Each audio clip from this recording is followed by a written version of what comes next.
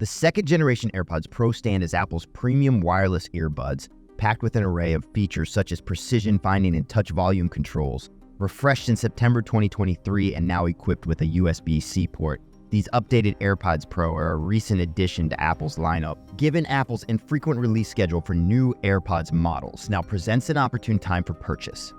Apple's introduction of 6 distinct AirPods versions sheds light on their update frequency.